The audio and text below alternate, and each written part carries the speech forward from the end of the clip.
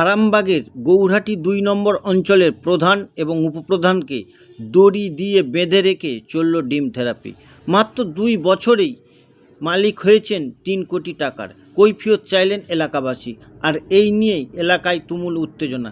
কি ঘটল ঘটনাটি, কি ঘটেছিল এলাকায়, কি পরিস্থিতি হয়েছিল, দেখতে থাকুন এমডি নিউজ, সবার আগে সব সময়।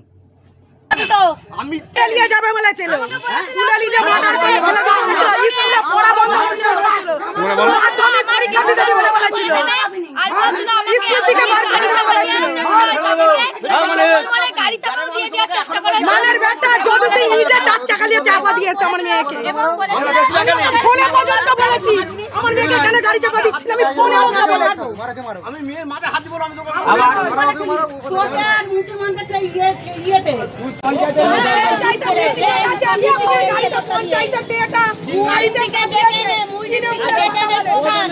আমাদেরকে মেরে খেলা করে দিয়ে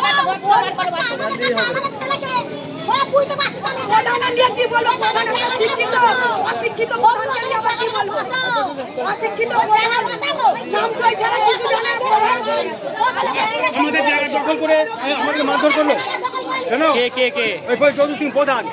হ্যাঁ, আমার 40 বছর সম্পত্তি।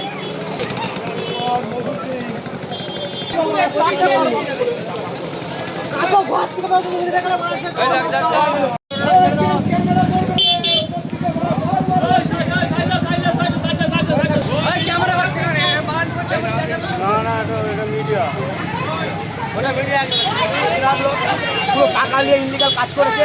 একটা যদি ভালো প্রধান হতো, প্রধান যদি ভালো কাজ করতো, সেখানে প্রধানের কোমরেতে কোনোদিন দড়ি পড়বে না। রাজনীতিটাকে রাজনীতির মতন করুন ভাই, এরকম ইনলিগাল রাজনীতি করে লাভ নেই। এত দুর্নীতি করেছে, মানুষকে মারধর থেকে আজকে গয়াটি টুয়ে, এটা গয়াটি 2 পঞ্চায়েত, ওই জায়গা থেকে আপনি প্রত্যেক মানুষ জিজ্ঞাসা করে নিন, কারো কাছ থেকে 1 লাখ, কারো 2 লাখ, কারো কাছে 7 লাখ এরকম টাকা নিয়ে প্রধান কাজ করেছে। 2 বছরে প্রধান আমার মনে হয় 3 থেকে 4 কোটি টাকার মালিক। আপনি বিচার করে দেখে নেবেন।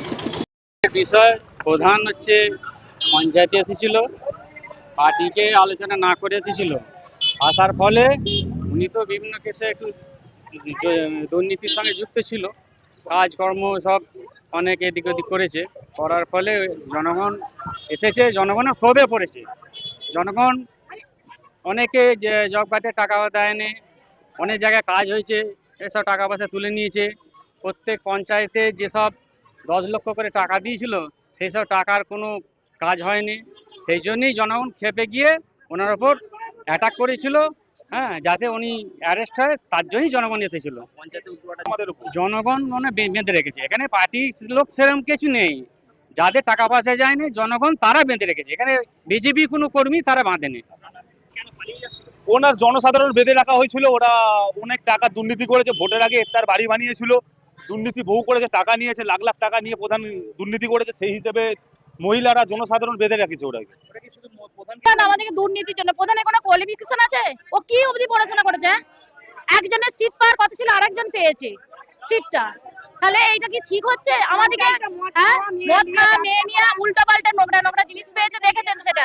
হ্যাঁ, আমাদেরকে একদিন রাত্রেবেলা এসে আমাদেরকে মুসলিম 25টা মুসলিম আমার বাড়িতে এসে আমাকে বলছে, তাহলে একটা ড্রেনের উপর বাড়ি করছিল, তাহলে এসে আমাকে বলছে তুই বেরিয়ে আয়, তোমাকে আমাকে বলছে রেপ করবো, বেরিয়ে আয় তাড়াতাড়ি। প্রধান সাহেব পেজেন্ট দাঁড়িয়ে আছে আমাদের বাড়িতে, পেজেন্ট মুসলিম দিকে ডেকে এনে। এগুলো ঠিক হয়েছে বলুন? আমরা তো বাঙালি, ও তো একটা বাঙালি। তাহলে এতদিন পরে এসেছিল, বেঁধে রেখেছে জন্য।